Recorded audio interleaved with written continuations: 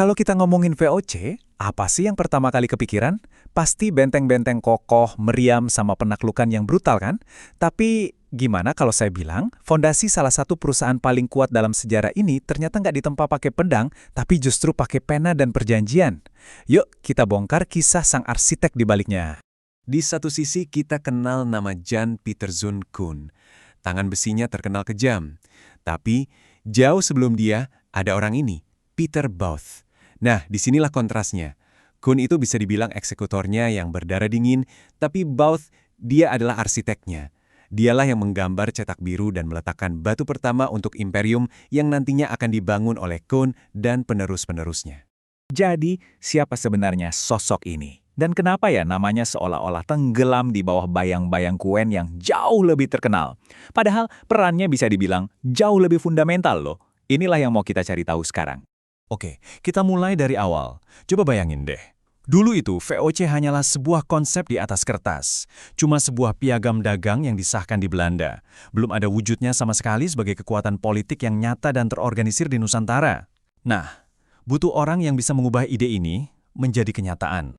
Dan di tahun 1610, sosok itu akhirnya muncul. Pieter Both ditunjuk sebagai orang pertama yang memegang jabatan baru yang super kuat, Gubernur Jenderal. Tugas utamanya? Gampang, tapi susah. Mengubah semua kepentingan Belanda di Asia yang tadinya berantakan menjadi satu komando yang terpusat dan rapi. Terus, kenapa harus Pieter Both?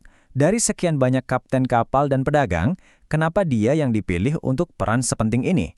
Jawabannya ada pada pengalamannya. Dan yang lebih penting lagi, kepribadiannya. Coba kita lihat profilnya.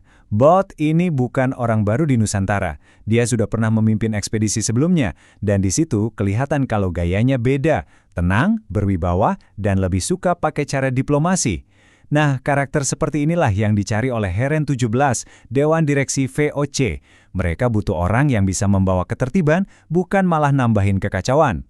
Jadi Bots ini nggak dikirim ke timur tanpa tujuan yang jelas loh. Dia membawa sebuah mandat, semacam daftar tugas yang sangat spesifik dan ambisius dari para bos besar VOC, yang dikenal sebagai 17 Tuan atau Heren 17.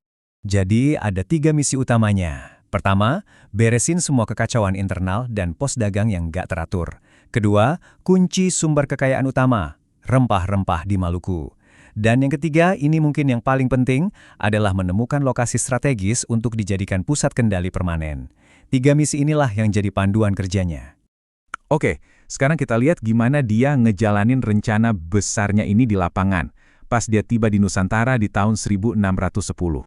Udah pasti, langkah pertamanya ya langsung ke jantung kekayaan VOC, sumber emas hijau pada zaman itu, Maluku. Disinilah masa depan finansial perusahaan ini dipertaruhkan. Perhatiin deh metodenya. Dia nggak langsung datang dan perang. Dia bikin perjanjian dulu, bangun benteng untuk pertahanan, dan pelan-pelan tapi pasti menyingkirkan para pesaingnya. Ini bukan sekedar penjarahan, tapi ini adalah langkah awal pembangunan sebuah sistem monopoli yang terstruktur. Tapi, Both ini kan orangnya strategis banget. Dia cepat sadar, Maluku memang kaya raya, tapi lokasinya terlalu jauh di ujung. Untuk benar-benar bisa mengendalikan perdagangan se-Asia, dia butuh markas yang lebih sentral. Dan matanya langsung tertuju pada satu tempat, Jayakarta. Dan disinilah kelihatan kejeniusannya. Lewat diplomasi yang lihai, dia berhasil bernegosiasi untuk membeli sebidang tanah dari penguasa lokal. Coba perhatikan ya, ini bukan penaklukan, tapi transaksi. Di atas tanah inilah, persis di tepi Sungai Ciliwung, fondasi kota Batavia diletakkan. Sebuah keputusan kecil yang dampaknya mengubah total sejarah Nusantara. Jadi, kalau kita mau simpulkan gaya kepemimpinannya, intinya ya ini, diplomasi dulu baru agresi kalau perlu. Dia lebih memilih membangun kendali lewat administrasi dan kontrak-kontrak hukum. Sebuah metode yang kelihatannya lebih halus daripada meriam, tapi dalam jangka panjang dampaknya bisa sama atau bahkan lebih merusak. Nah, ini bagian yang sering kita lupakan. Senjata paling ampuh yang dipakai Bordokla bukanlah meriam, tapi dokumen legal. Dia menjerat para penguasa lokal dengan kontrak-kontrak yang ditulis dalam kerangka hukum Belanda, sebuah sistem yang sama sekali asing bagi mereka. Perjanjian-perjanjian ini menciptakan ketergantungan dan jadi dasar hukum untuk eksploitasi di masa depan. Ini adalah penjajahan lewat jalur birokrasi. Tapi cerita sang arsitek ini, berakhirnya justru dengan cara yang sangat tidak terduga dan dramatis meninggalkan warisan yang abadi sampai sekarang. Setelah 4 tahun meletakkan fondasi yang kokoh, masa jabatannya berakhir pada 1614. Dia pun berlayar pulang, membawa 4 kapal yang penuh sesak dengan kekayaan rempah-rempah. Tapi takdir berkata lain. Di lepas pantai Mauritius, armadanya dihantam badai yang luar biasa dahsyat. Kapalnya karam dan Pieter Both, gubernur jenderal pertama VOC, tenggelam bersama harta yang dibawanya.